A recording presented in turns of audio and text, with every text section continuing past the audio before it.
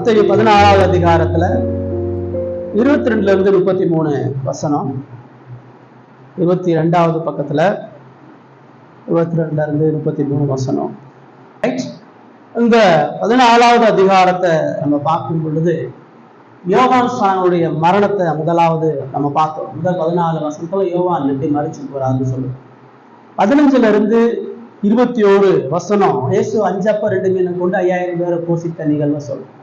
நம்ம வாசிச்ச 22ல இருந்து 33 வசனம் சீசர்கள் படகுல வரும் பொழுது ஏற்பட்ட உபத்திரவத்தை குறித்து சொல்லுவோம். நிறைய நேரம் நம்ம கிறிஸ்தவ வாழ்க்கையில ஏன் என் வாழ்க்கையில இவ்வளவு பிரச்சனை, ஏன் என் வாழ்க்கையில இவ்வளவு பாடுகளை கடவுள் அனுமதிக்கிறார், ஏன் எனக்கு இவ்வளோ இக்கட்டுகளை கடவுள் கொடுக்குறா, நம்ம நிறைய கேள்வி கேட்குறோம்.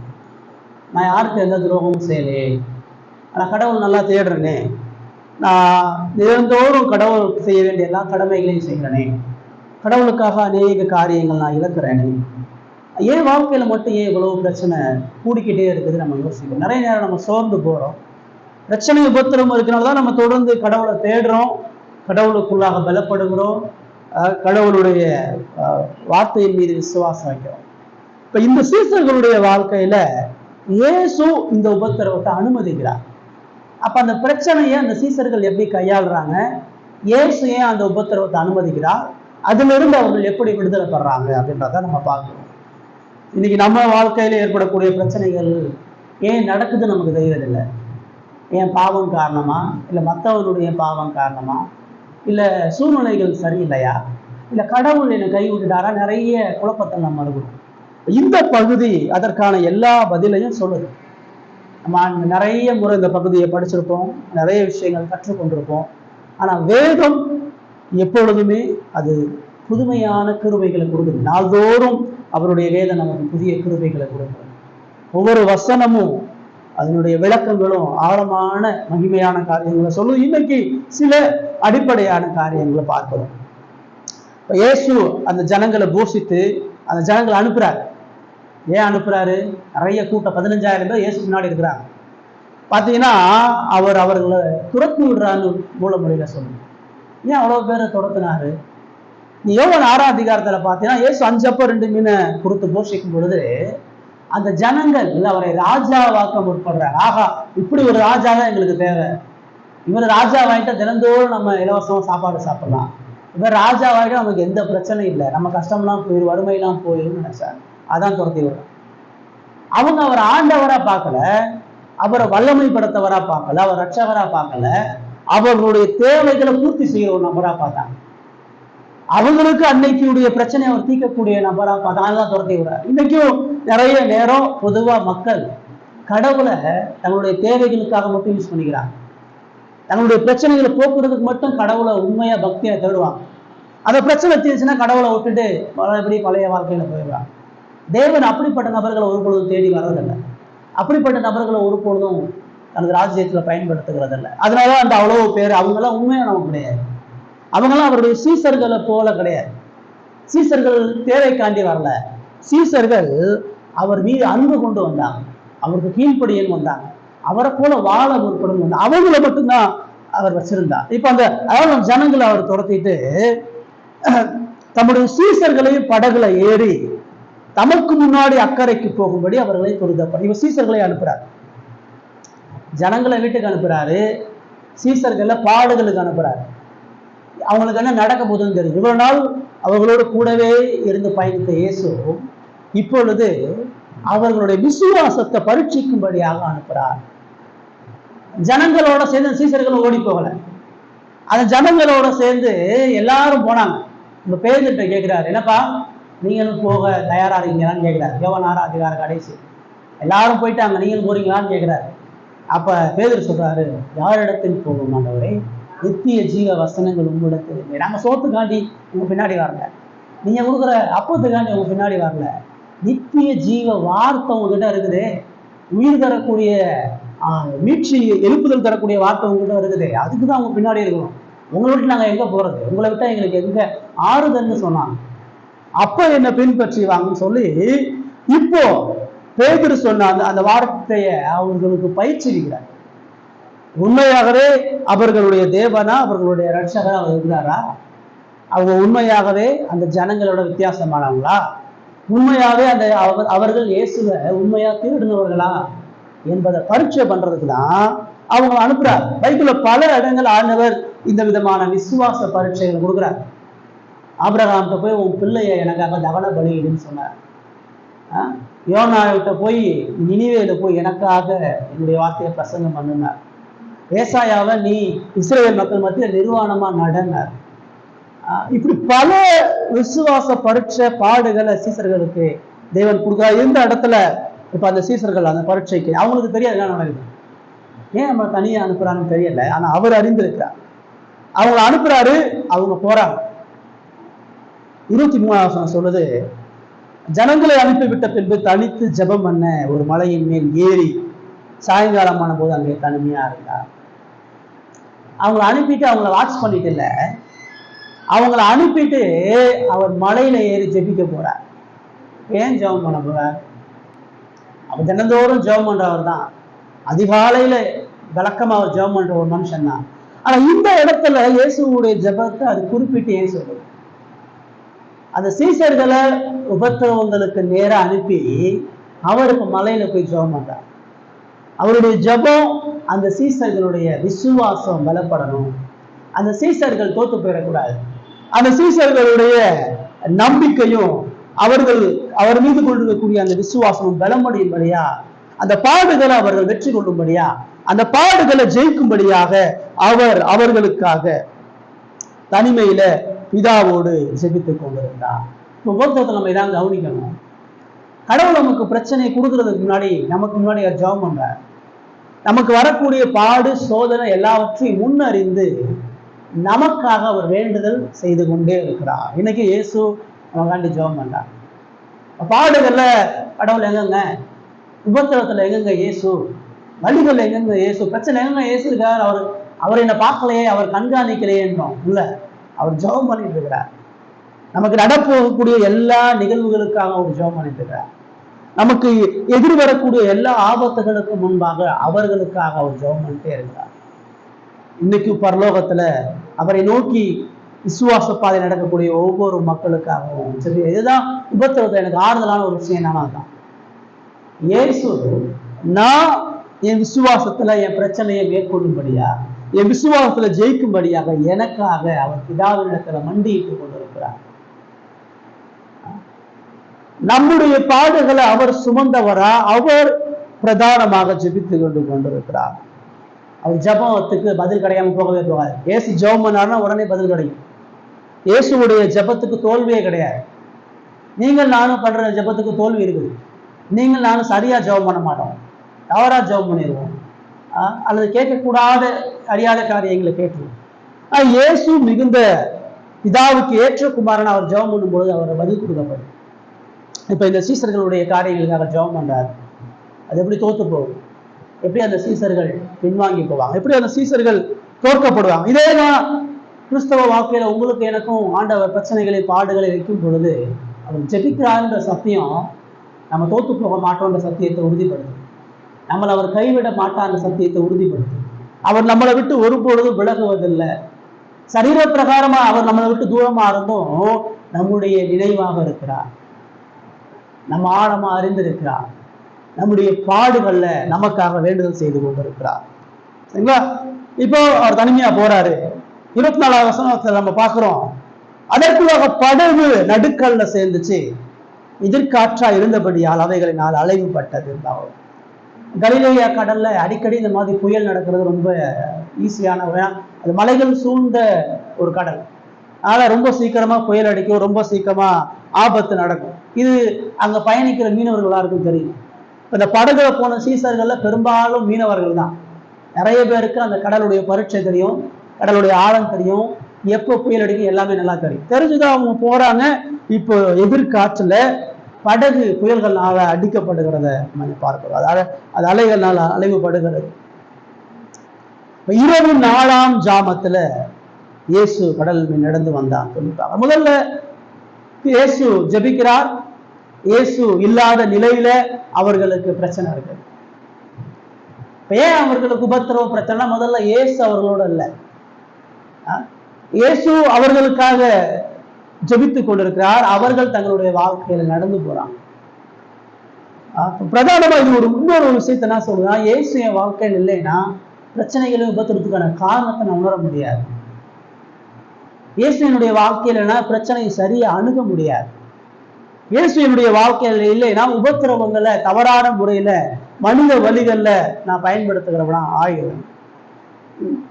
ஆனாலும் அவங்க இப்ப 4ஆம் ஜாமம் நீங்க பாத்தீங்கன்னா கிட்டத்தட்ட அதிகாலை 3 மணி, ரோம கடிகாரத்துல 4ஆம் ஜாபம்ன்றது மிட்நைட் 12 மணில இருந்து அந்த 3 மணி, அதான் கடைசிங்க. அந்த நேரத்துலதான் அவரு என்ன வர்றாரு, கடல் தூங்கல. படகுல வரவங்க கூட தூங்குவாங்க, படகுல ஓட்டுறவங்க மட்டும் முடிச்சிருந்தா போதும், பயணிக்கிறவங்க எல்லாம் தூங்கிட்டு போலாம். அப்ப அந்த பாடுகள் அவர்கள் தூங்குறாங்க, அந்த பாடுகள் அவர் விழித்திருக்கிறார், அந்த பாடுகள் அவர் கண்ணோக்கமா இருக்கிறார், அந்த பாடுகள்ல அவர்கள் ஜாப் பண்றாங்க.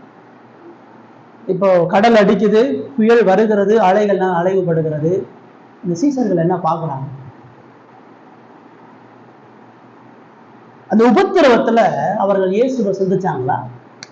அந்த பிரச்சனைகளை அவர் சொன்னாரு, அக்கறைக்கு போங்கன்னாரு. அக்கறைக்கு போங்க, நான் வர்றேன்ற. அப்ப இவங்க கடல்ல முழுக மாட்டாங்கன்றது ஊர்ஜிதமாயிருச்சு. அவர் தான் வார்த்தையில சொல்லிட்டார், கட்டாயம் நீ அக்கறைக்கு போவன்ட்டார். அப்ப நடுவில் அந்த படகு மூழ்க. அப்போ புயல் அடிச்சாலும் அலை அடிச்சாலும் இந்த படகு அக்கறையை நோக்கி போகணும் அப்படின்ற விசுவாசம் அவங்களுக்கு. அவர் சொன்ன வார்த்தையின் மீதான பற்று உறுதியில உபத்திரவத்துல அவங்களால சிந்திக்க முடியாது. அந்த வார்த்தையை விட்டு அவர்கள் விலகி அவர்கள் அந்த பிரச்சனைகள்ல அவரை பற்றி கொள்ளாம கத்துறாங்க, புலம்புறாங்க, ஓலமிடுறாங்க. ஐயோ ஆபத்துன்னு சொல்லி கலக்கம் அடைஞ்சு அவங்க புலம்புறாங்க. இப்போ அவர் கடல்ல நடந்து வர்றாரு. இப்ப அவங்களோட விசுவாசம் அவ்வளவுதான் தெரிஞ்சு போச்சு. அவங்க பாடுகள்ல பலவீனப்படுகிறவர்கள் தெரிஞ்சு போச்சு. அவங்க உபத்திரவத்துல விசுவாசத்துல உறுதியா அவங்களால இருக்க முடியாதுன்னு தெரிஞ்சு போச்சு. நிறைய வார்த்தையை நம்பாம சந்தேகப்பட்டிருக்கீங்கன்னு சொல்லி அவர் மலையிலேயே இல்லை, சரி அங்கேயே இருந்துக்கும், அவங்க விசுவாசம் இல்லாம அப்படியே மூழ்கி போகணும்னு அவர் விடலை. அவர்கள் உண்மையற்று காணப்பட்ட பொழுது அவர் 4ஆம் ஜாமத்துல படகுல நடந்து வர்றாருன்னு சொல்லி பார்க்கிறோம். கடல் மேல அவர் நடந்து வர்றார் அப்படின்ற. இப்ப கேள்வி, ஏசிய கடல் நடந்தாரு, அவர் மலையில உட்கார்ந்து இறையாதே அமைதலா இருந்து சொன்னாவே புயல் அமைதியாயிரும். அவர் மலையில இருந்து ஒரு அதிகாரம் கொடுத்தாவே எல்லாம் சுமூகமா மாறிடும். ஆனா அவர் செய்யாம இப்ப கடல்ல அவர் நடந்து கடல் மேல் நடந்து வர்றார். அவர் அங்கிருந்து மறைஞ்சு படகுல அப்படியே உட்காரல, இந்த அருகிறேன் அப்படின்னு காட்டணும். அவர் கடலை மேல நடந்து அந்த சீசர்களுக்கு முன்பாக அவர் வருகிறார் அப்படின்றத பார்க்கிறோம். ஏன் அவர் நடந்து வர, அப்ப சீசர்கள் பார்க்கிறாங்க, புயல் அடிக்குது, காற்று அடிக்குது, படகு அமுழுது, ஆனா இயேசு கடல்ல நடந்து வந்துட்டு இருக்கிறார். இந்த புயல் அமரல, இயேசு வந்துட்டாரு தான், இயேசு நின்றுட்டு தான் இருக்கிறாரு, கடல் நடந்துட்டு இருக்கிறாரு, ஆனா புயல் அமரல. இப்ப அவர்கள் பார்த்து அவர்கள் கலக்கம் அடைந்து ஆவேசம் சொல்லி பயத்தினால அலறத பார்க்கணும். அப்ப அவர்கள் இயேசுவை பார்த்து மகிழ்ச்சி அடையல, இயேசுவை பார்த்து மீட்பர் வந்துட்டாருன்னு அவங்க சொல்லல, அவரை பார்த்து கலக்கம் அடைகிறாங்க. ஏன் இந்த கலக்கம் அடைகிறாங்க, ஏன் அவர்களுக்கு பயம் அடைகிறாங்க? முதல்ல இயேசு கடல்ல நடப்பது மூலமா என்ன சொல்ல வர்றார், நீ பயப்படக்கூடிய எல்லா பிரச்சனையும் என் காலுக்கு கீழே தான் இருக்குன்னு சொல்ல வர்றார். அவர் கடல்ல நடந்து இந்த கடலை பார்த்து நீ பயப்படுற, இந்த புயலை பார்த்து பயப்படுற, நான் இந்த கடலை படைத்து ஆளுகிறவன்றதை காட்டுறான். இந்த கடல் என்னுடைய காலடிக்கு கீழாக, நான் கடல் மேல அவர் நடப்பது என்பது அவர்களுடைய பிரச்சனைகளை ஆளுகிறவரா, அவருடைய உபத்திரவங்களுக்கு மேலாக அவர் இருக்கிறவரா, அவர்களுடைய சூழ்நிலைகளை தன் கையில் எடுத்துக்கொண்டவராக இருக்கிறேன் என்றதை காற்றார். இதை பார்த்து நீ பயப்படாத, நான் இதை விட பெரிய ஒரு தேவன், இது ஆளுகிற தேவன், இது அனுமதித்த தேவன், இதன் மூலமாக எனது மகிமையை வெளிப்படுத்துகிற தேவன்றதை அந்த சீசர்களுக்கு உணர்த்துகிறார். அவருடைய வார்த்தையை நம்பல, இப்ப அவர் செயல் மூலமாக தான் யாருன்றதை காட்டா. என்ன நம்பு, பிரச்சனையை விட நான் மேலான தேவன், உபத்திரவத்தை ஆளுகை செய்யக்கூடிய வல்லமை உள்ள, இதை நம்புறது இல்லை. நம்ம பிரச்சனை வரும்பொழுது ஏன் சோர்ந்துடுறோம், உபத்திரவம் வரும்பொழுது ஏன் கண்ணீர் வடிக்கிறோம், ஏன் உணர்ச்சி வசப்படுறோம்? இந்த சத்தியம் நமக்கு தெரியறதில்லை. நம்முடைய வாழ்க்கை நடைபெறக்கூடிய எல்லாவற்றையும் அவர் அனுமதித்து ஆளுகிறார். நம்ம சந்திக்கக்கூடிய எல்லா உபத்திரவத்துக்கும் மேலாக தேவன் பெரியவராக இருக்கிறார்.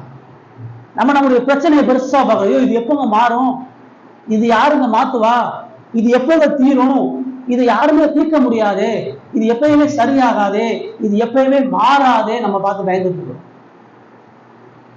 கடவுள் சொல்றாரு, உன் பிரச்சனை என் கால் தூசிக்கு சமானங்கிற. நீ யோசிச்சிருக்கக்கூடிய காரியம், உனக்கு வழி தரக்கூடிய காரியம், நீ பயப்படுற காரியம், நீ நடக்காதுன்னு நினைக்கிற காரியம்லாம் என் கால் தூசிக்கு சமானங்கிற. அதுதான் அவங்க காட்டுற. உங்களுடைய என்னுடைய வாழ்க்கையில இயேசுதான் காட்டுறார். பிரச்சனையோட நான் பெரிய கடவுள் காட்டார். எதிர்பார்ப்புக்கு மேலான கடவுள் காட்டார். உன் சிந்த குறுகியது, என்னுடைய எண்ணம் பெரியது, என்னுடைய நோக்கம் பெரியது. படைப்பை பார்த்து பயப்படாத, படைத்தவரை பார்த்து பயப்படு. கர்த்தருக்கு பயப்படுறதுதான் ஞானத்தின் ஆரம்பம். நம்ம சூழ்நிலையை பார்த்து பயப்படுறோம், வியாதியை பார்த்து பயப்படுறோம், மனுஷனை பார்த்து பயப்படுறோம், அதிகாரங்களை பார்த்து பயப்படுறோம். இயேசு சொல்றாரு, நான் மகா பெரிய தேவன்றது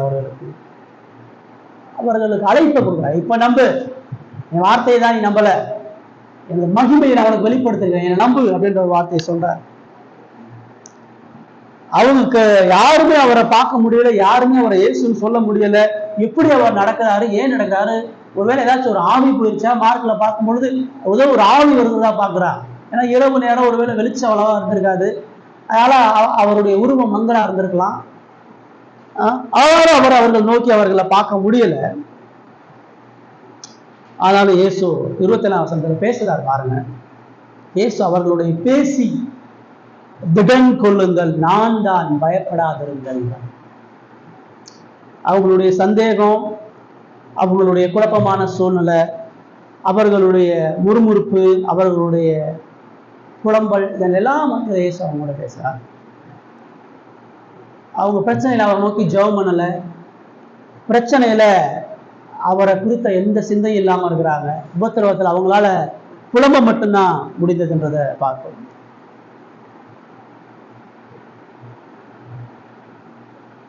ஆனாலும் அவர் வந்து, திடன் கொள்ளுங்கள், நான் தான், பயப்படாதிருங்க.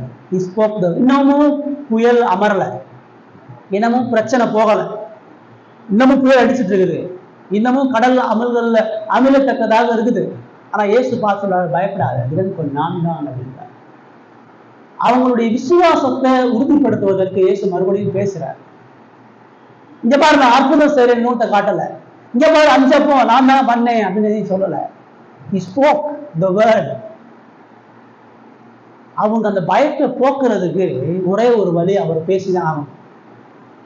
அவங்க விசுவாசத்துல உறுதிப்படுவதற்கு அவருடைய வார்த்தையை தவிர வேற எந்த வழியும் இல்லை. அவருடைய வல்லமை எவ்வளவுதான் வெளிப்புறத்துல மகிமையா வெளிப்பட்டாலும் அவங்க ஆத்மால விசுவாசத்தை கொடுக்கிறது அவருடைய வார்த்தை மட்டும்தான். விசுவாசம் தேவனுடைய வார்த்தையினாலதான் வரும். கடவுளுடைய வார்த்தையை கேட்பதனாலதான் விசுவாசம் வரும். அதை இயேசு உணர்ந்து அவங்கள்ட்ட பேசுறாரு. என் வார்த்தையை நம்பு, என் வார்த்தையை பற்றிக்கொள், நான் தான் உன்னை மீட்ட மேசியா, நான் உன்னை மீட்க ரட்சகர் நான் தான். நான் இருக்கிறவராகவே இருக்கிறேன். மோசேட்ட சொன்ன மாதிரி நான் தான்பா, உன்னை எப்படி அனுப்புறனோ அப்படியே இருக்கிறேன், உனக்கு எப்படி உபத்திரவத்தை அனுப்புறனோ அப்படியே இன்னமும் ஆளுகை செய்தவராக இருக்கிறேன். பயப்படாது. நான் உன் கூட இருக்கும்போது எதுக்கு நீ பயந்துட்டு இருக்கிற? நான் உன் கூட இருக்கும்போது எதுக்கு புலம்பிட்டு இருக்கிற? நான் உனக்காக ஜெபிக்கிறேன், உன் பிரச்சனையை ஆளுகை செய்கிறேன், என் மகிமையை உனக்கு வெளிப்படுத்துறேன், என் வார்த்தையை உனக்கு கொடுத்துருக்கிறேன். இதுக்கு மேல உனக்கு என்ன பயம்? இதுக்கு மேல உனக்கு என்ன முறுமுறுப்பு? இதுக்கு மேல உனக்கு என்ன அங்கலாய்ப்பு? ஏன் புலம்பிட்டு இருக்கிற? சூழ்நிலையை பார்க்காத, மனிதர்களை பார்க்காத, உன் சொந்த இருதயத்தை பார்க்காத, உணர்ச்சியை பார்க்காத, என் வார்த்தையை விட்டு பார். என் வார்த்தையை ஆழமா படி, என் வார்த்தையை ஆழமா தியானி, என் வார்த்தையின் மூலமா என் மீதான விசுவாசத்தை பெற்றுக்கொள்ள வேண்டும். அவங்களிடத்துல அவர் தொடர்ந்து பேசுறார். அவர்களுடைய விசுவாசத்தை திடப்படுத்துகிறவராக இருக்கிறார் அப்படின்றத பார்க்கணும். 28வது வசனத்துல பேதுரு அவரை நோக்கி, ஆண்டவரே நீரே ஆனால் நான் ஜலத்தின் மேல் நடந்து வர உங்களிடத்தில் கட்டளை இடுமாங்க. ஏன்னா யாரும் அவங்க நம்பல. ஆனா நம்புவதற்கு முன்பாக அந்த பாடுகள்ல இயேசு இவ்வளவு காரியங்களை அவர்களுக்கு வெளிப்படுத்துறார். முதல்ல இந்த பகுதி நமக்கு பிரதானமா என்ன சொல்லுது? உபத்திரவத்தின் மத்தியில ரட்சகர் நம்மோடு இருக்கிறார். நம்முடைய பிரச்சனைகளையும் பாடுகளையும் நம்மளை ஒருபொழுது அவர் கைவிடுவது, நான் உன்னை விட்டு விலகுவதும் இல்லை, உன்னை கைவிடுவதும் அல்ல. இந்த உலகத்தின் முடிவு பரியந்தம் நான் உங்களோடு இருக்கிறேன். அவர் ஜெபிக்கிறாரு, அவர் கடல்ல நடக்கிறாரு, தான் மகிமையை வெளிப்படுத்துறாரு, அவர் பேசுறாரு, பாதுகாக்கிறாரு, தனது அன்பை காண்பிக்கிறாரு, அவர்களை தன் கரத்திற்குள்ளாக அணைத்து வைத்துக் கொண்டிருக்கிறார். இதை உணர்றமா நம்ம, நான் ரட்சிக்கப்பட்டிருக்கிறேன், நான் இயேசுவை விசுவாசிக்கிறேன்னு சொன்னா என்னுடைய பிரச்சனை பெருசு கிடையாது. என்னுடைய தேவன் பெரியவர். என் சூழ்நிலை அல்ல, என்னை சுற்றி இருக்கக்கூடிய மனிதர்கள் அல்ல, என்னுடைய தேவன் எனக்காக ஜெபிக்கிறார், என்னுடைய தேவன் என்னை பார்க்கிறார், என்னுடைய தேவன் என்னை பாதுகாக்கிறார், என்னுடைய தேவன் தனது மகிமையை வெளிப்படுத்துகிறார், என்னுடைய தேவன் தமது வார்த்தையை கொடுத்திருக்கிறார், என்னுடைய தேவன் எனக்காக எல்லாவற்றையும் செய்து முடிக்கிறவராக இருக்கிறார். இந்த விசுவாசம் இருந்தாதான் ஏன் உபத்திரவன்ற கேள்வி கேட்காம இருப்போம். எதுக்கு எனக்கு மட்டும் இவ்வளவு பிரச்சனை கேட்காம இருக்கும், ஏன் நான் மட்டும் இவ்வளவு காயப்படுறேன்னு கேட்காம இருக்கணும்னா, நோ தட் யுவர் காட், கிறிஸ்து யாருன்றத அறிவதுதான் முக்கியமான. உபத்திரவம் எனக்கு இயேசு யாருன்றதை கத்துக் கொடுக்குது. பிரச்சனை இயேசுடைய மகிமையை வெளிப்படும். பிரச்சனை இல்லாம எப்படி இயேசுடைய மகிமையை பார்க்கறது, உபத்திரவம் இல்லாம எப்படி இயேசுவை விசுவாசிக்கிறது, பிரச்சனை இல்லாம இயேசு எனக்கு கூடிய ஆறுதலான வார்த்தைகள் எப்படி பலன் தரும், இதெல்லாம் அறிவதற்கு தேவன் அதை அனுமதிக்கிறார். இப்ப அவர் இவ்வளவு தூரம் தன்னை வெளிப்படுத்தி அவர்களை விசுவாசிக்க சொல்றார். யாரு விசுவாசிக்கிறது? இப்ப இங்க என்ன நடக்குது? பேதுரு அவரை பார்த்து ஆண்டவரே அப்படின்னா, அப்ப தெரியுது இயேசு. ஐயா அப்படின்னு அவன் கூப்பிடல, ஐயோ நீங்க யாரு, என்ன மனுஷன் நீங்க, ஆண்டவரே அப்படின்றான். விசிபிலிட்டியா அவர் இயேசுன்ற எல்லா அடையாளங்களும் தெரியும். ஆண்டவரே நீங்களே ஆனா, நீங்க தான் எங்களுக்கு தெரியுது, ஆனா உண்மையா நீங்க தானா, உண்மையா நீங்க தான் கடல் நடக்கிறீங்களா, உண்மையா நீங்க தான் எங்க சந்திக்க வந்துருக்கீங்களா, உண்மையா இது உங்க வார்த்தை தானா, இதெல்லாம் சந்தேகம். நீரே ஆனால் நான் உம்மிடத்தில் வர கட்டளையிடும் என்றான். இந்த பகுதியை நிறைய நேரம் மக்கள் தவறா புரிஞ்சுக்கிறார். இது என்னமோ பேதருக்கு விசுவாசம் அதிகரிச்ச மாதிரி, அவன் ஒருத்தன் தான் விசுவாசம் உள்ளவனா அந்த கூட்டத்துல இயேசுக்காக தண்ணியில இறங்குனா, இயேசுக்காக தண்ணியில நடத்தினா, பாருங்க எவ்வளவு பெரிய விசுவாசம். இது விசுவாசம் இல்ல, இது அவ்விசுவாசம். இது விசுவாச வெளிப்பாடு கிடையாது, இது நம்பிக்கையற்ற இருதயத்தினுடைய வெளிப்பாடு. இயேசுக்கு அப்புறம் எப்படி தண்ணியில் நடந்தான் பாத்தீங்களா? இயேசுக்கு அப்புறம் இயேசுக்கு இணையா தண்ணியில் நடந்துட்டாங்க.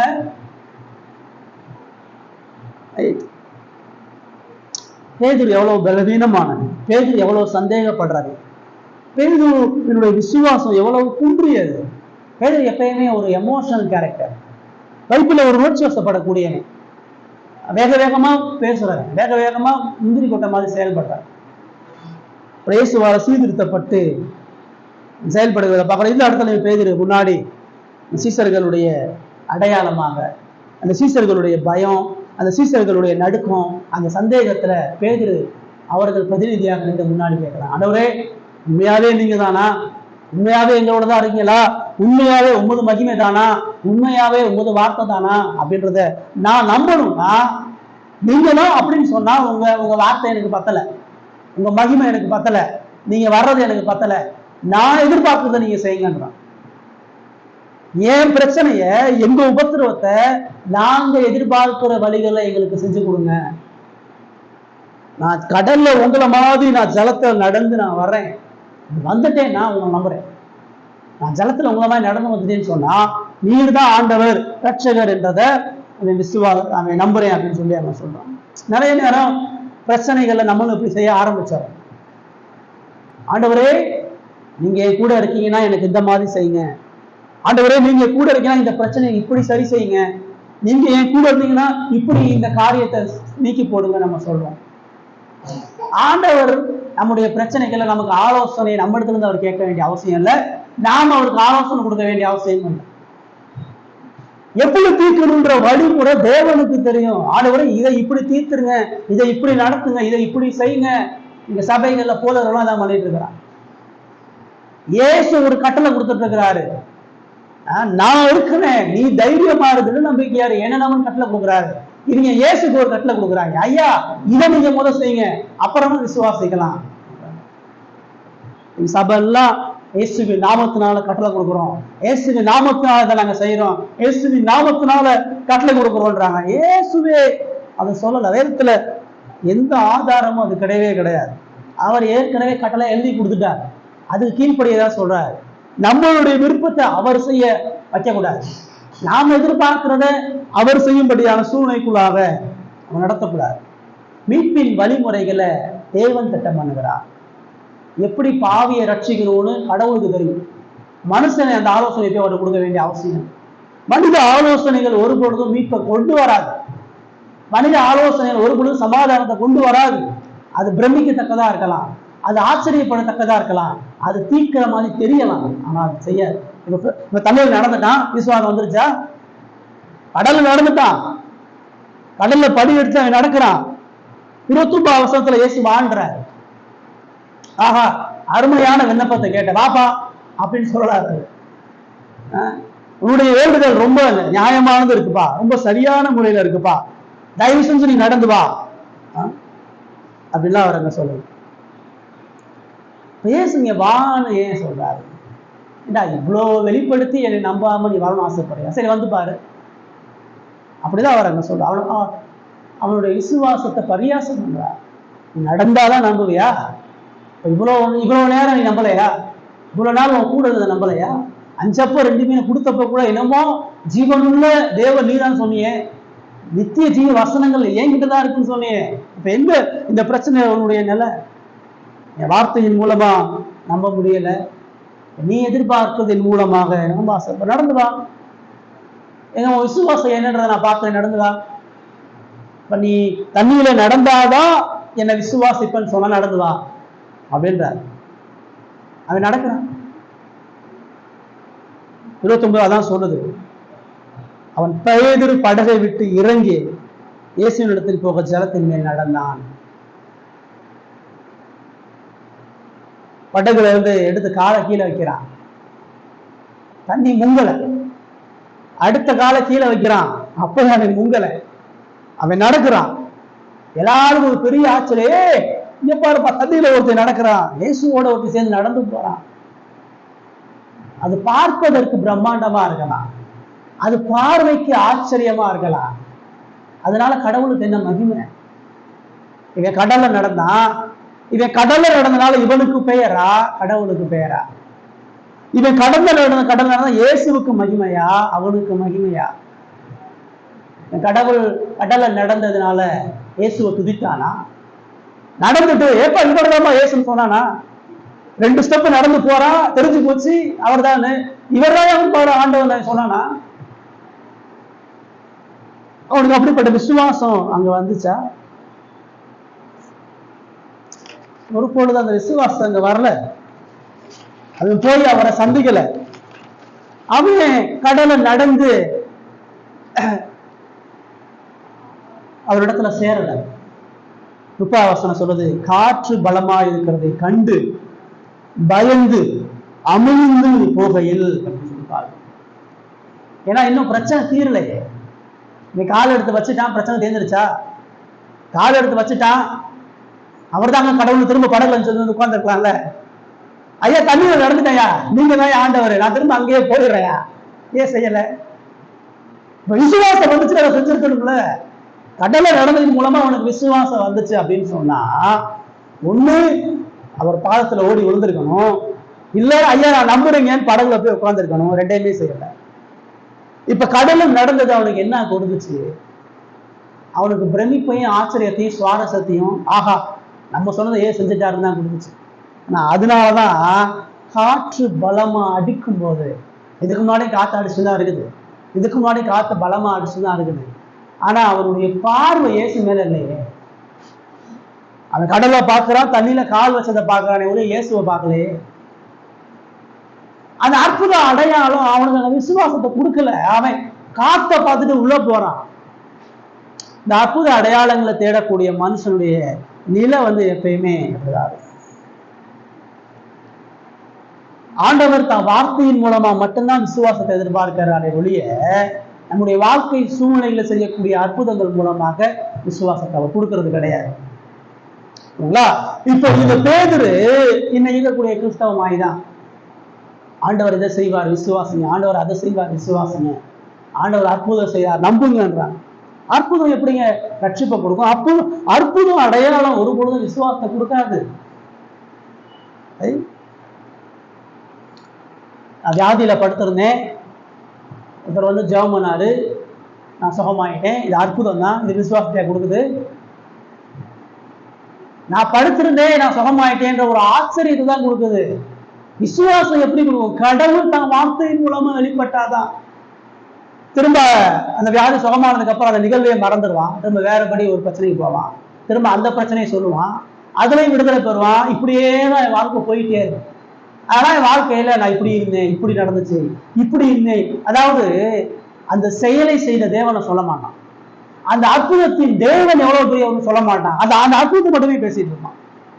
என் வாழ்க்கை இப்படி இருந்து இப்படி மாறிடுச்சு, இப்படி வாழ்ந்து இப்படி ஆயிட்டேன், இவ்வளவு ஏழையா இருந்து இவ்வளவு பணக்காரனா ஆயிட்டேன், இவ்வளவு மரணத்துல இருந்து இப்படி போயிட்டேன். அந்த நிகழ்வை தான் சொல்லுவான், அந்த வெளிப்பாடுகளை தான் சொல்லுவான். அதுக்குள்ள கடவுளை சொல்ல மாட்டான், கடவுளுடைய மகிமையை சொல்ல மாட்டான். சரிங்களா? அதாவது அவன் தனது அனுபவத்தை சொல்ல பார்க்கறான். அந்த பேதுரு இந்த அனுபவத்தை தான் சொல்லுவான். நான் கடல்ல நடந்தேன் அவன் சொல்றதுனால எவன் ஏன் விசுவாசிப்பான்? இப்ப நான் கடல் மேல் நடந்து பெரிய காரியங்களை செஞ்சேன் விசுவாசத்தை கொடுக்குமா? கடவுளை பத்தி எதுவும் அவனுக்கு சொல்லுமா? ஒண்ணுமே அந்த இடத்துல சொல்லாது. கடவுளுடைய வார்த்தைக்கு வெளியே எந்த அடையாளங்களும் அற்புதங்களும் விசுவாசத்தை ஒரு பொழுது கொடுக்காது. தேவன் ஏற்படுத்தப்பட்ட வழிமுறை என்பது வேத வார்த்தைகளோட மட்டும்தான் ஒரு மனிதனுக்கு விசுவாசம். விசுவாசம்ன்றது அந்த வார்த்தைக்கு வெளியே எந்த வழிமுறையில் நடக்காது, எந்த வகையிலையும் நடக்காது. இப்ப அததான் பேதுருடைய வாழ்க்கையில பார்க்கிறோம். வர்றான், நடக்கிறான், பிரச்சனை பெருசா இருக்குது. ஐயோ இவ்வளவு பெரிய காத்து அடிக்குது, இவ்வளவு பெரிய காற்றுல இவ்வளவு வல்லமை ரட்சகர் இருக்கா நம்ப முடியல, இவ்வளவு பெரிய காற்றுல இவ்வளவு பெரிய தேவன் இருக்கா நம்ப முடியல. அந்த பிரச்சனை பெருசா தெரிஞ்சு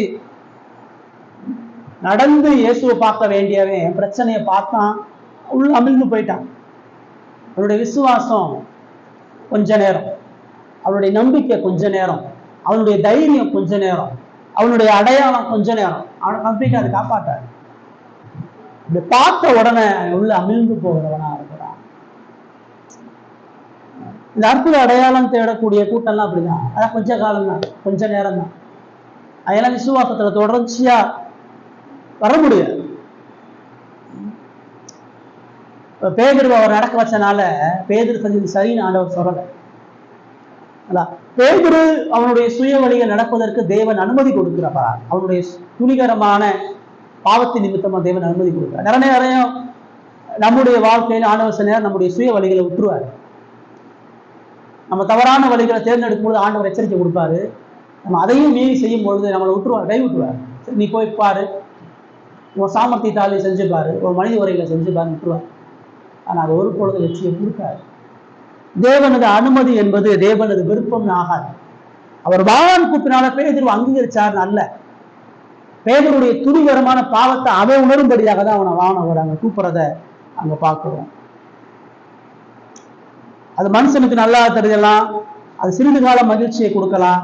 ஆனா இறுதியில பேதுருவ மாதிரி மூழ்கிதான் போகும். பேதுருவுடைய விசுவாசம் மூழ்கி போன மாதிரி நம்முடைய மனித முயற்சிகள் எல்லாம் இறுதியில தோத்துதான் போகும். நாம கடவுள்கிட்ட எதிர்பார்க்கக்கூடிய வழிமுறைகள் எல்லாம் இப்படிதான் போகும்.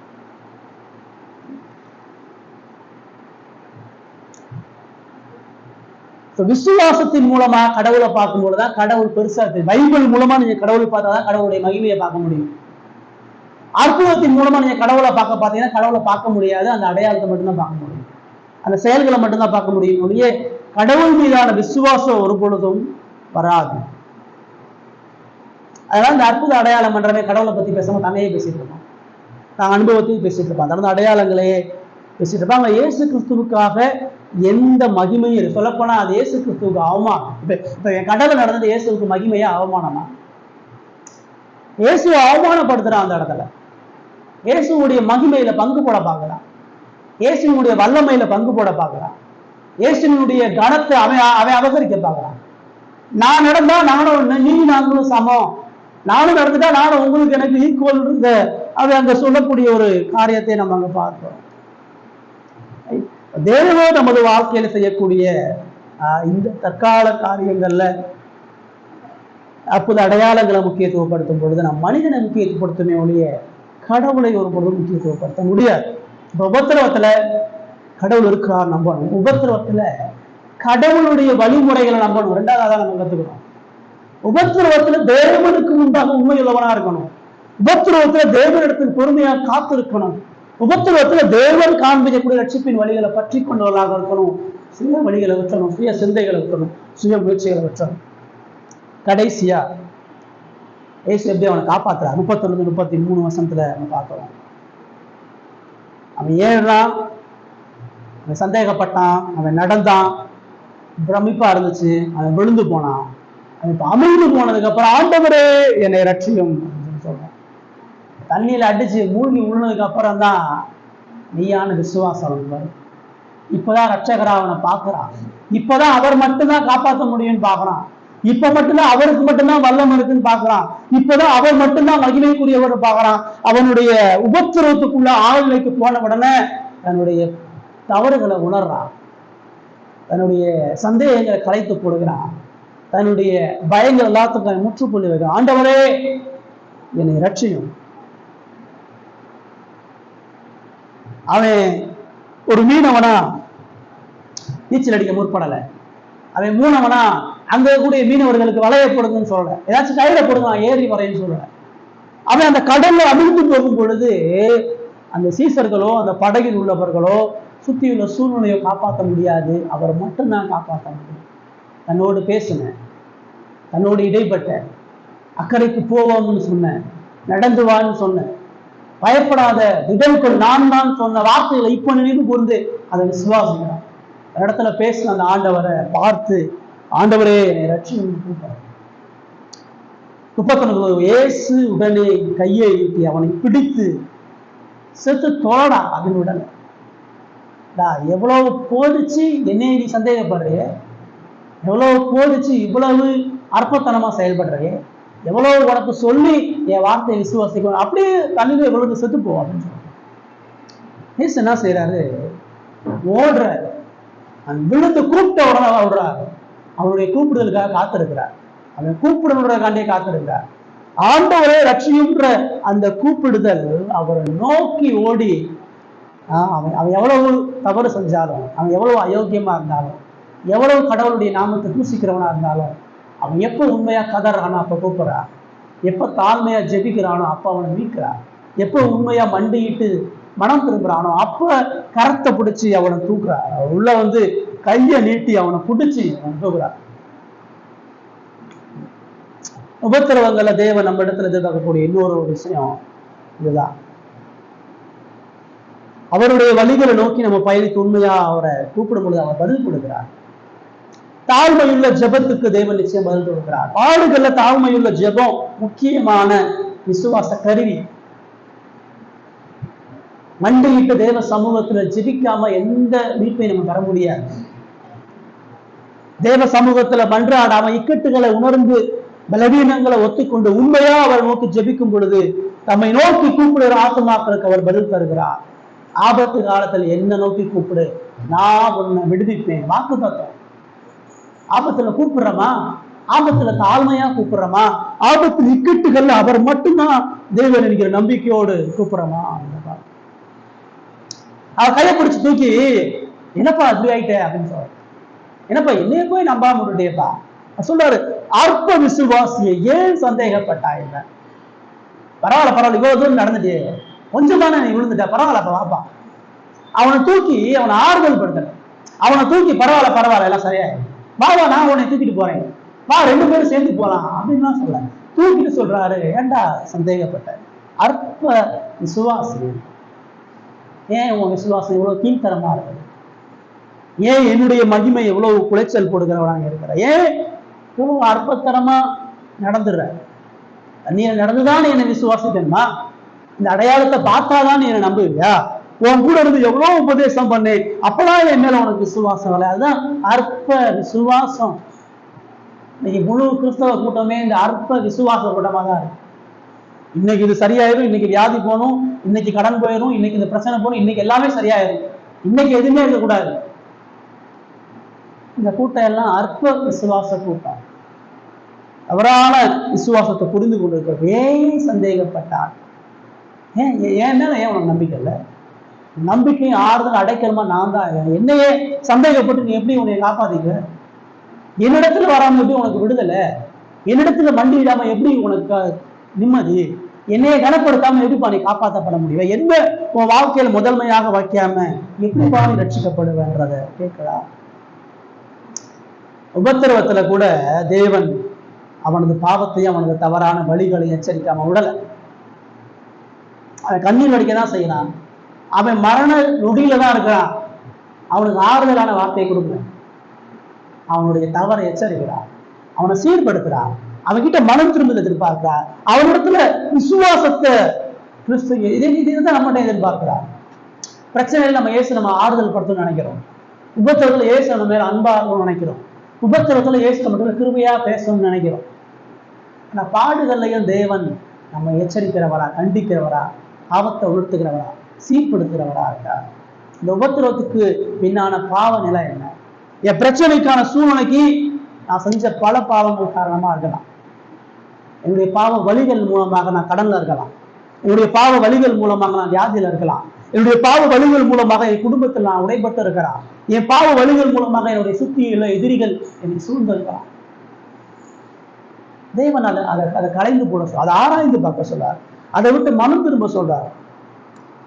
கூட்டாத எச்சரித்து அவனை சீர்படுத்த. நம்முடைய வாழ்க்கை உபத்திரவ நாட்களை நம்ம உட்கார்ந்து பார்க்கறது ஏன் இந்த நிலைமைக்கு காரணம்? எந்த பாவம் இப்படிப்பட்ட சூழ்நிலையை கொண்டு வருது? எந்த பலவீனமான நம்முடைய நிலைகள் நம்முடைய இந்த மாதிரி கொண்டு வருது? எந்த பாவம் என்ன ஆளுகை செய்யுது?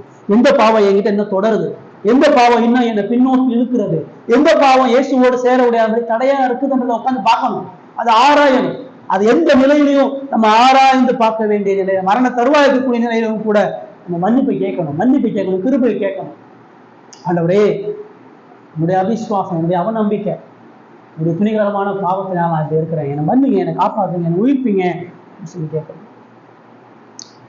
சொல்லிதான் கையை நீட்டி அவங்க தூக்கி விடுறாரு. 32வது வசனம் கைதெல்லாம் சொல்லுது, அவர்கள் படவில் ஏறினவுடனே காற்று அமர்ந்து. இப்பதான் காத்து அமருது. அது வரைக்கும் காத்து அடிச்சுதான் இருக்கு. அவர் நடக்கிற வரைக்கும், அவர் பேசுற வரைக்கும், பேதர் நடக்கிற வரைக்கும், அவன் தண்ணியில முழுந்து போற வரைக்கும், இயேசு கையை தூக்குற வரைக்கும் கடல்ல புயல் அடிச்சுட்டே தான் இருக்கு. பிரச்சனை சரியாகல. அது இயேசு நியமித்த டைமிங்ல தான் சரியாகும். இயேசு நியமித்திருக்கக்கூடிய வழிமுறைகள் தான் சரியாகும். பிரச்சனைகள்ல ஆண்டவர் முதல்ல நம்மளை சரிப்படுத்தினா பிரச்சனை சரிப்படுத்துறாரு. நம்ம மாத்தாம நம்முடைய சூழ்நிலையை மாத்துறதல்ல, நம்முடைய சிந்தையை மாத்தாம, நம்முடைய விசுவாசத்தை சீர்படுத்தாம, நம்மை உருவாக்காம நம்முடைய பிரச்சனை மாறாது. இப்ப அதான் இயேசு செய்றார். எல்லாரும் சூழ்நிலை மாறணும்னு பார்த்தான், எல்லாரும் புயல் மாறணும்னு பார்த்தான், கடல் அலைகள் கொந்தளுக்கு நிறுத்த பண்ணணும் பார்த்தான். இயேசு அவங்களுடைய இருதயம் மாறணும்னு பார்த்தார். அவங்களுடைய இருதயம் ஒரு கொந்தளிப்புல இருக்குது, அவங்களுடைய இருதயம் ஒரு பெரிய ஆபத்துல இருக்குது, அவங்களுடைய இருதயம் அவிசுவாசம் என்ற ஆபத்துல சூழ்ந்து இருக்குது. அது போகணும். தன்னை குறித்து அவனுடைய தவறான புரிதல் மிகப்பெரிய ஆபத்து. அது சரியாகணுன்றதான் இயேசு பிரதானமாக எதிர்பார்க்கிறார். அவர்கள் வெளியிருக்கக்கூடிய காரியங்கள் சரியாக எதிர்பார்த்தாங்க. இயேசு அவங்க இருதயம் சரியாகணும், அவங்களுடைய உள்ள சரியாகணும், அவங்களுடைய ஆத்மா சரியாகணும்ன்றது எதிர்பார்த்தார். இப்ப அதெல்லாம் சரியாகும். இப்ப அதெல்லாம் சரிப்படுத்தாங்க. விசுவாசத்துக்குரிய எல்லா காரியங்களும் இயேசு செய்து அங்க முடித்து வர இப்ப அவனை காப்பாத்துறாரு. காப்பாத்தி அந்த வசனம் சொல்லுது, படகில் ஏறின உடனே. இப்ப நடுக்கடலை நடக்குது, நடுக்கடலை தான் நடந்து வராரு. இப்ப படகுக்கும் இயேசு நடந்ததுக்கும் ஒரு குறிப்பிட்ட தூரம் இருக்குது. தூரத்துல தான் அவன் நடந்து போறான், அவன் பாதியில மூழ்குறான், இயேசு அவனை காப்பாத்துறாரு. இப்ப அவங்க படகுல ஏறி வர்றாங்க. எப்படி ஏறி வந்தாங்க? பேதுருவை இயேசு தூக்கிட்டு, வாடா நான் உன்னை தூக்கிட்டு போறேன், தூக்கிட்டு போனாரா? இல்ல 2 பேரும் நடந்து வந்தாங்களா? அவர்கள் படலில் ஏறின உடனே அவன் எங்க விழுந்து போனானோ அதுல நிக்க வைக்கிறார். அவர் தூக்கல, அவர் தூக்க மாட்டாரு. அந்த விசுவாசத்துல அவன் ஜெயிக்கணும், அந்த விசுவாசத்துல அவன் வெற்றி பெறணும். அந்த புயல்கள் மத்தியில் அவன் புயலை கடந்து படகுக்கு அவன் போய் ஆகணும். அவன் படகுல ஏறுற வரைக்கும் புயல் நிக்காது. அவன் இயேசுவால சந்திக்கப்படலாம், இயேசுவால காப்பாற்றப்படலாம். ஆனால் பிரச்சனை சரியாகணும்னா அவன் விசுவாசத்தில் அவன் ஜெயிக்கணும். அவன் பாவத்தை அவன் மேற்கொள்ளணும், அவன் சந்தேகத்தை அவன் மேற்கொள்ளணும், அவன் அவிசுவாசத்தை அவன் மேற்கொள்ளணும், அவன் பயிற்சிவிக்கப்படணும். முதல் நான் இல்லாமல் இருந்தேன், என்னைய பார்க்காம இருந்த விழுந்துட்டேன், இப்போ நான் அவன் பக்கத்தில் இருக்கிறேன், என் கையை பிடிச்சிக்க, 2 பேரும் சேர்ந்து நடத்தவா. இப்போ நீ எப்படி விழுகிற நான் பார்க்குறேன், இப்போ எப்படி நீ மூழ்கிற நான் பார்க்குறேன், நட. ஐயோ ஆண்டவரை இனிமேல் நடக்க மாட்டேன், ஆண்டவரை இனிமேல் மறுபடியும் மூழ்கிடுவேன், அந்த பேச்சுக்கு இடம் இல்லை. நீ விசுவாசம் தான் முதல் நிரூபி. உன்னை தோத்து போறதுக்கு நான் அழைக்கல, உன்னை கடல்ல மூழ்க போகிறதுக்கு இந்த உபத்திரத்தை கொடுக்கல. இந்த உபத்திரவத்துல என்னைய பார்க்கணும், இந்த உபத்திரவத்துல என்னைய நேசிக்கணும், இந்த உபத்திரவத்துல என் மேல நீ என் கூட பயணிக்கணும். இப்பவா இயேசு கையை பிடிச்சி கூட்டிட்டு போற பயம் வந்திருக்குமா? இயேசுவோட நடக்கும் பொழுதுதான் விசுவாச தைரியம். இயேசுவோடு நடக்கும் பொழுதுதான் பிரச்சனை கடைந்து ஓடும். இயேசுவோடு ஒருங்கிணைந்து இருக்கும் பொழுதுதான் உபத்திரவங்களை மேற்கொள்ள முடியும், பாவத்தை ஜெயிக்க முடியும், சூழ்நிலைகளை மேற்கொள்ள முடியும், எல்லாத்தையும் ஆளுகை செய்யக்கூடிய வாழ்க்கை நமக்கு அமையும். ஏனோக்கு தேவனோடு சஞ்சரித்தான், கடவுள் அவனை தூக்கிட்டார். நீ இந்த உலகத்துக்கு லாய்க்கல, எனக்கு தான் லாய்க்க வாழ்ந்துக்கிட்டார். நோவா தேவனோடு சஞ்சரித்தான், ஆபிரகாம் தேவனோடு சஞ்சரித்தான். பேதுருக்கு அந்த அனுபவத்தை கற்றுத்தரார். உன் கூட இருக்கிறேன், சைதத்தில் இருக்கிறனோ இல்லை, எப்பயுமே உன் கூட இருக்கிறேன், உன் பாதுகாவலராக இருக்கேன், உன் நேசிக்கிறவா வச்சவராக இருக்கிறேன். நடன்றார். இப்ப நடக்கிறான், இப்ப தைரியத்தோட நடக்கிறான். இப்போ இந்த கடல் பெருசா தரல, இயேசு பெருசா தெரிகிறார். இப்ப இந்த அலைகள் பெருசா தரல, இயேசு வல்லமையுள்ள தேவனாக தெரியார். அந்த வல்லமையுள்ள தேவனுடைய கரத்தை பிடித்து படகுல ஏறி போய் உட்கார்றான். உட்கார்ந்த உடனே காற்று அமர்ந்து அப்படின்னு சொல்லிப்பாரு. 2 பேரும் நடந்து போனதுக்கு அப்புறம் தான் காற்று அமர்ந்து. தேவன் இந்த மாதிரியான விசுவாசத்தான் நம்முடைய வாழ்க்கையில் எதிர்பார்க்கிறார். நம்முடைய பிரச்சனை எப்ப முடியும்னா இயேசுவோடு நெருங்கி நடக்கும் பொழுது. நம்முடைய உபத்திரவம் எப்ப தீரும்னா இயேசுவோடு சேர்ந்து பயணிக்கும் பொழுது, இயேசுக்குள்ளானா என்ன பலவானா ஆக்கி கொள்ளும் பொழுது, இயேசுவோடு சேர்ந்து ஜெபிக்கும் பொழுது, இயேசுவினுடைய வார்த்தையில பலப்படும் பொழுது, இயேசுவுக்கு செய்ய வேண்டிய எல்லா ஆவிக்குரிய கடமைகளையும் செய்யும் பொழுது, இயேசுவோடு சேர்ந்து பாவத்தை வெற்றி கொள்ளக்கூடிய ஒரு வாழ்க்கையை வாழும் பொழுது எல்லாம் கடந்து எல்லாம் டக்குன்னு ஓடி போயிடும். இயேசுவோடு நடந்து வாழ்க்கையை வாழ ஆரம்பிச்சீங்கன்னு சொன்னா எல்லா பாடுகளையும் அவர் தூக்கி சுமக்கிறார். நம்முடைய பிரச்சனையை அவர் மேல ஏத்துக்கிறார், நம்முடைய பாகத்தை அவர் மேல வச்சுக்கிறார், நம்முடைய மீட்பை அவர் நிறைவேற்றி முடிக்கிறார் என்பதை பார்க்கிறோம். 33 கடைசியா தான் சொல்லுது, அப்பொழுது படகில் உள்ளவர்கள் வந்து மெய்யாகவே தேவனுடைய குமாரன் என்று சொல்லி அவரை பணிந்து கொண்டார். இப்பதான் நடக்குது விசுவாசம். அவர் நடந்து வரும் பொழுது தேவகுமாரன் அப்படின்னு சொல்லல, அவரு பேதுருவை நடந்து வர சொல்லும் பொழுது இவர் தான் தேவனுடைய குமாரன் யாரும் சொல்லல. மூழ்கின பேதுருவை காப்பாற்றும் பொழுது கூட இவர் தான் மெய்யான தேவன் சொல்லல. படகுல ஏறி நடந்து வரும் பொழுது அந்த உபத்திரவத்தில் அவரை விசுவாசத்தோடு பற்றி கொள்ளும் பொழுது நீ தேவனுடைய குமாரன் என்று சொல்லி அவரை பணிந்து கொண்டார்கள். பிரச்சனைகள் இறுதியாக கடவுளை மகிமைப்படுத்துவதற்காக தரப்படுது. உபத்திரவங்கள் அவருடைய மகிமையை நாம் ஆழமாய் புரிந்து கொள்ளும்படியாக, அவருடைய மகிமையை கண்டு கலிகூறும்படியாக நம்முடைய வாழ்க்கையில பிரச்சனை அவர் நடத்துகிறார். நம்முடைய வாழ்க்கையை அவர் பூரணமா ஆளுகை செய்யக்கூடிய இரட்சகராக ஆண்டவராக இருக்கிறார் என்பதை பாடுகள் நமக்கு கற்றுத்தருகிறது. பாடுகளும் பிரச்சனைகளும் நம்முடைய வாழ்க்கையில அவருடைய மகத்துவமான வல்லமையை நாம் புகழும்படியாக தரப்படுகிறது. இப்ப அன்னைக்கு இந்த உபத்திரவத்தை அவங்க செஞ்சதான் இன்னைக்கு நம்ம அதை அனுபவிக்கிறோம். அன்னைக்கு அந்த இயேசு கடவுள் நடந்து வந்து அவங்களை மீட்டினாலதான் இன்னைக்கு நம்முடைய விசுவாசம் உறுதிப்படுது, நம்முடைய ஆத்துமாக்கள் தீர்க்கப்படுகிறது. அதே மாதிரி நம்முடைய பாடுகளும் நம்முடைய உபத்திரவங்களும் அவருடைய மகிமைக்கான காரியங்களை கட்டாயம் அது செய்யும். நம்ம உபத்திரவம் பாடுகளும் என்னை வீழ்த்துவதற்கு அல்ல, என்னை கைவிடுவதற்கு அல்ல, என்னை ஒன்றுமில்லாமல் ஆக்குவதற்கு அல்ல. உபத்திரவம் பாடுகளும் என்னுடைய விசுவாசத்தை ஸ்திரப்படுத்த, இயேசுவினுடைய மகிமையை கண்டு கழிகூற, இயேசுவினுடைய ரட்சிப்பின் ஆனந்தத்துக்குள்ளாக பிரவேசிக்க, இயேசுவினுடைய சர்வ ஆளுமைக்குள்ளாக அவரது மகத்துவத்தை பணிந்து போற்றுவதற்கு எனக்கு தேவன் பிரச்சனைகளையும் உபத்திரவத்தையும் அனுமதிக்கிறார். இது புரியுதா? நிறைய நேரம் இது புரியுறது, நிறைய நேரத்தை நம்ம உணர்றதில்லை. நம்முடைய பிரச்சனைகளை நம்ம எப்படி வாழ்றோம், நம்முடைய உபத்திரவத்துல நம்ம எப்படி வாழ்றோம், நம்முடைய விசுவாசத்தை ஆராய்ந்து நம்ம மீட்கக்கூடிய ஒரு தேவன். நம்முடைய பிரச்சனைகளை அவர் மேல போட்டுக்கொண்டார், நம்முடைய பாவங்களை அவர் தோல் மேல சுமத்தி இருக்கிறார். நீங்கள் ஒன்றுக்கும் கவலைப்படாமல் எல்லாவற்றையும் சோத்திரத்தோடைய கூடிய விண்ணப்பத்தினால் அவருக்கு தெரியப்படுத்துங்கள். கவலைப்படுவதனால் யார் உங்களில் தன் சைலத்தில் ஒரு முழத்தை கூட்ட முடியும்? என்னத்தை கொடுப்போம், என்னத்தை புசிப்போம், அஞ்ஞானியம் போல கவலைப்படாத. முதலாவது கடவுளுடைய ராஜ்யம். இப்படிப்பட்ட இயேசுதான் நீங்கள் நானும் வணங்குறோம். இப்படிப்பட்ட இயேசுதான் உங்களுக்காக எனக்காக நம்முடைய பாடுகளை அவர் சுமந்து, நம்முடைய துக்கங்களை அவர் மேல ஏற்றுக்கொண்டு, நம்முடைய பாடுகளை தோக்கி சுமந்து சிலுவையிலே மரித்தார். பேதுருவுடைய பிரச்சனையை தான் மேல தூக்கி அவனை காப்பாற்றினது போல உங்களுடைய என்னுடைய பாவத்தை சிலுவையில் அவர் சுமந்தார். அவர் அவமானப்பட்டார், ஒடுக்கப்பட்டார். மகிமையின் தேவன், மாட்சியின் தேவன் தமது வல்லமைய எருசலேம்ல காட்டினார். தனது மகிமை எவ்வளவு பெரியது அந்த உபதேசத்தின் மூலமாக, தனது அடையாளங்கள் மூலமாக ஜனங்களுடைய வாழ்க்கையில பல வழிகளில் அவர் காண்பித்தார். அவர்கள் இறுதியா அவரை சிலுவையில் நோக்கி கொலை செய்தாங்க. உங்களுடைய என்னுடைய பாவத்துக்காக அவர் அடிக்கப்பட்டார், நொறுக்கப்பட்டார். அவருடைய மரணத்தினால நாம் சுகமானோம்.